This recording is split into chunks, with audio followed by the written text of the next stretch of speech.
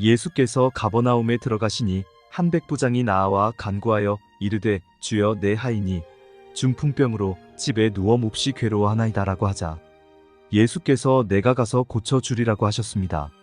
이때 백부장이 이르되 주여 내 집에 들어오심을 나는 감당하지 못하겠사오니 다만 말씀으로만 하옵소서. 그러면 내 하인이 낫겠나이다라고 했습니다. 백부장은 100명의 군대를 거느린 헤롯의 군관입니다. 유대인들 편에서 볼 때 그는 경계해야 할 대상이지 가까이 해야 할 대상이 아니었습니다. 그러나 예수께서 선뜻 내가 가서 고쳐주리라고 하셨으며 백부장이 다만 말씀으로만 하옵소서라고 말하자 예수께서 들으시고 놀랍게 여기셨습니다. 그리고 내가 진실로 너희에게 이르노니 이스라엘 중 아무에게서도 이만한 믿음을 보지 못하였노라고 하셨습니다. 백부장은 예수님의 말씀에 능력이 있다는 것을 알았습니다. 그것이 놀라운 일이었습니다. 말씀에 능력이 있다는 것을 믿은 백부장에게 예수께서 가라. 내 믿은 대로 될지어다고 하시니 그 시로 하인이 나음을 입었습니다. 그 후 예수께서 베드로의 집에 들어가사 그의 장모가 열병으로 앓아 누운 것을 보시고 그의 손을 만지시니 열병이 떠나가고 여인이 일어나서 예수께서 하시는 일을 도왔습니다. 그리고 날이 저물매 사람들이 귀신 들린 자를 많이 데리고 오매 예수께서 말씀으로 귀신들을 쫓아내시고 병자들을 고치셨습니다. 병자들을 고치셨으면 당연히 귀신 들린 사람도 나아야 하지만 귀신 들린 자들을 고치셨다고 하지 않고 귀신을 쫓아내셨다고 별도로 언급하신 것은 귀신 들린 것은 병원균의 문제가 아니라 악한 세력의 문제이기 때문이었습니다. 베드로의 장모를 고치신 그날 저녁 해 질 무렵에 사람들이 온갖 병자들을 데리고 나오는데 누가는 이때의 일을 기록하면서 예수께서 일일이 그 위에 손을 얹으사 고치셨다고 전합니다. 성경 사상에서 가장 중요한 용어 중에 하나이면서도 별 관심을 받지 못하는 단어가 개인적이라는 말입니다. 개인적 관심이라는 말은 상대방에 대한 관심이 아니라 상대방의 관심입니다. 하나님의 관심에는 아랑곳하지 않고 하나님에 대해서만 관심한다면 하나님과 개인적 관계가 이루어지지 않습니다. 하나님과 교제하려면 하나님의 관심이 무엇인지 알아 반응해야 합니다. 예수님은 갖가지 병자들을 일일이 손을 얹어 고치셨습니다. 예수님은 인간 개개인의 필요에 따라 개인적으로 다가오십니다. 얼마 후 예수께서 5,000명을 먹이시고 또 4,000명을 먹이신 후에 바리새인들과 사두개인들이 예수님에게 하늘로서 온 표적을 구했지만 예수님은 저희를 떠나셨습니다. 예수께서 예루살렘에서 이적을 행하실 때 많은 사람들이 표적을 보고 예수의 이름을 믿었으나 예수님은 그 몸을 저희에게 의탁지 아니하셨습니다. 예수님에 대한 관심이 아니라 예수님의 관심이 무엇인지 알아야 합니다. 예수님의 관심이 무엇인지 모르면 결정적인 순간에 예수를 떠날 수가 있습니다. 예수께서 건너편 가다라 지방에 가심에 귀신 들린 자 둘이 무덤 사이에서 나와 예수를 만나니 저희는 심히 사나워 아무도 그 길로 지나갈 수 없을 지경이었습니다. 지구상의 모든 사람은 귀신 들린 자처럼 무덤 사이, 즉 죽음들 사이에서 분노하며 절망합니다. 절망한 인간이 외치는 소리는 하나님의 아들이여 우리와 당신과 무슨 상관이 있나이까입니다. 인간이 절망하는 것은 인간이 죽음을 피할 수 없다는 사실을 깨닫기 때문이요. 하나님의 아들인 예수님과 인간이 어떤 관계인지 모르기 때문입니다. 실제로 아들과 아버지의 관계가 확실한 곳에서 아들의 모든 문제는 해결됩니다. 이 관계를 알지 못하는 인간은 문제 해결의 출구를 찾지 못해 엉뚱한 데서 폭발합니다.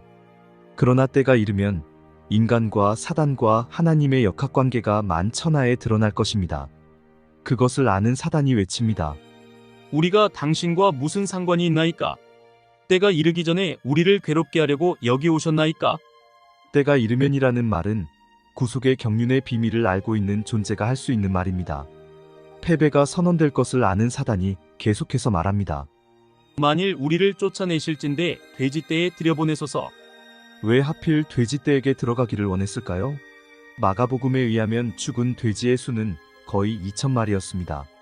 웬만한 도시의 인구가 10만 명인 요즘은 2,000마리의 돼지가 많은 수가 아닐지 모르지만 예루살렘의 인구가 4만 명 정도였던 당시 2,000마리의 돼지를 가진 자라면 대단한 부자입니다.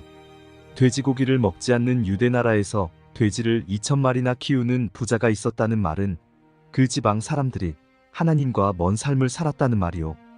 그 지방이 사단의 활동 무대였다는 말입니다. 사단은 예수가 그 지방에서 존경받는 사람의 미움을 사게 함으로 자기의 활동 무대에 발붙이지 못하게 하고자 했습니다. 과연 돼지를 치던 자들이 도망하여 읍내와 여러 마을에 말하니 사람들이 어떻게 되었는지를 보러 와서 귀신 들렸던 자가 옷을 입고 정신이 온전하여 예수의 발 앞에 앉은 것을 보고 두려워하였습니다. 귀신 들린 자가 온전해졌으니 주민들은 감사해야 하지만 그들은 예수께서 그 지방에서 떠나시기를 구했으며 이로 인해 예수님은 그 지방에서 쫓겨나셨습니다. 그렇다면 사단이 성공한 것일까요? 예수께서 배에 오르실 때에 귀신 들렸던 사람이 함께 있기를 간구하였으나 예수께서 허락하지 아니하시고 그에게 이르시되 집으로 돌아가 주께서 내게 어떻게 큰 일을 행하사 너를 불쌍히 여기신 것을 내 가족에게 알리라고 하셨습니다. 예수님의 명에 따라 귀신 들렸던 자가 가서 예수께서 자기에게 어떻게 큰 일 행하셨는지를 데가볼리에 전파하니 모든 사람이 놀랍게 여겼습니다. 데카폴리스는 10개의 도시입니다. 돼지 2,000여 마리를 죽게 하심으로 예수님은 그 지방에서 쫓겨나셨지만 그로 인해 귀신 들렸던 자가 인근 10개의 도시에 복음을 전했습니다. 세상의 모든 종교는 깨달은 자가 그의 깨달음을 전하지만 성경 종교에선 경험한 자가 자기의 경험을 증거합니다. 이것이 성경 종교의 특징 중에 하나입니다. 예수님과 제자들이 배를 타고 건너편으로 가시는데 바다에 풍랑이 일어나 배가 물결에 덮이게 되었는데 예수님은 주무시고 계셨습니다. 이때 제자들이 예수님을 깨우며 이르되 주여 구원하소서 우리가 죽겠나이다 하고 소리 지르자 예수께서 이르시되 어찌하여 무서워하느냐 믿음이 적은 자들아 하시고 곧 일어나사 바람과 바다를 꾸짖으시니 바다가 잔잔하게 되었습니다. 인생이 잘 나가고 있을 때 인간은 하나님을 찾지 않고 하나님도 주무시는 듯이 잠잠하십니다. 풍랑이 일고 물이 덮쳐 목숨이 위협받을 때에야 그때까지 곁에 계셨던 하나님을 의식하고 하나님을 부릅니다. 인생에서 풍랑의 시간은 하나님이 함께 하심을 확인하는 시간입니다. 제자들이 부르자 예수께서 일어나 풍랑을 잔잔케 하시니 풍랑이 아주 잔잔하게 되었습니다. 꾸짖다는 말은 윗사람이 아랫사람의 잘못을 엄하게 나무란다는 뜻입니다. 인간은 자연을 향해 꾸짖지 못합니다.